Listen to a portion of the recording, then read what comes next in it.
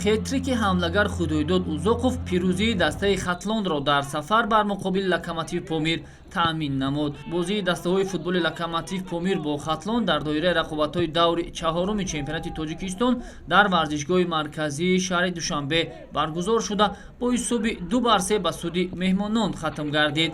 Дар дақиқаи 30-юми рақобат худойдод узоқов ҳисоби дидорро кушод ва Хатлон бартариро ба даст гирифт. Маротибаи дуюм дарвозабони дастаи Локомотив Помир дар дақиқаи 38-уми рақобат баъд аз зарбаи худойдод узоқов тӯбро аз дохили тури дарвозааш берун баровард. Дар қисмати дуюми вохӯрӣ саҳитараш дар дақиқаи 59-ум Азизбек Ҳасанов аз ҳайати Локомотив Помир ба дарвозаи Хатлон голзанӣ кард. Худойдод узоқов голи сеюми худро ба дарвозаи Локомотив зада бадин васила хетрикро ба қайд гирифт. Дар дақиқаи 82-юми рақобат Шаҳром Сулаймонов аз ҳайати Локомотив Помир ба задани боз як голи дигар мушарраф шуд, аммо ин барои ҳадди аққал ба натиҷаи мусовӣ расонидани вохӯрӣ кофӣ набуд. баъд аз даври чаҳорум дастаи Хатлон бо касби 10 имтиёз дар баробари Истиқлол зинаҳои аввал ва дуюмро ишғол менамоянд. Тими футболи Файскан дар мақоми сеюм қарор дорад.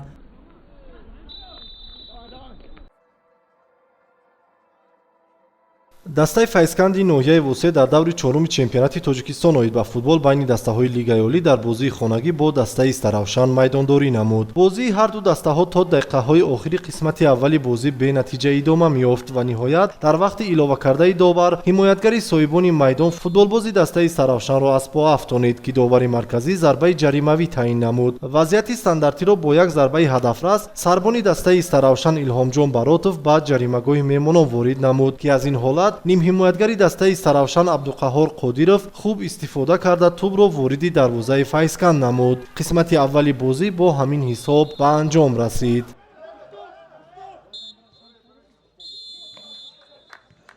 дар нимаи дуюми бозӣ Тоҳирҷон Муъминов бозигузории дастаро иваз намуд ва футболбозони дастаи соҳибони майдон аз дақиқаҳои аввал ба ҳуҷум гузаштанд. Бо гузарош шудани 2 дақиқаи нимаи дуюми бозӣ баъди як ҳуҷуми созмондода ҳамлавари дастаи Файскан дар ҷаримагоҳи рақиб аз пой афтонида шуд ва довари марказӣ зарбаи ҷаримавӣ ё худ пеналти таъин намуд.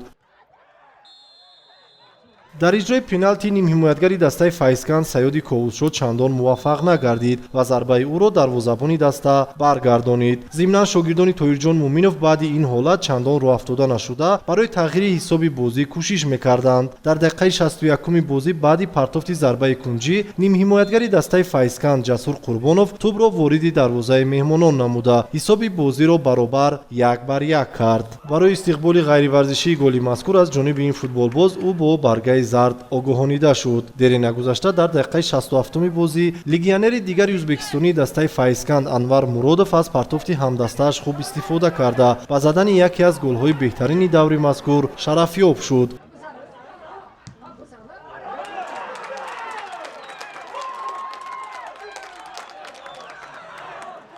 ҳамин тариқ дастаи соҳибони майдон бо ҳисоби 2-1 ба пеш баромаданд. дар дақиқаи 83-юми бозӣ нимҳимоятгари дастаи Файскан бо дарвозабон 1-1 баромад ва дар натиҷа дарвозабони дастаи Старавшан ин футболбозро аз пой афтонид ки вобаста ба ҳолати мазкур довари марказӣ дарвозабони Старавшанро корти сурх нишон дода аз майдон хориҷ кард.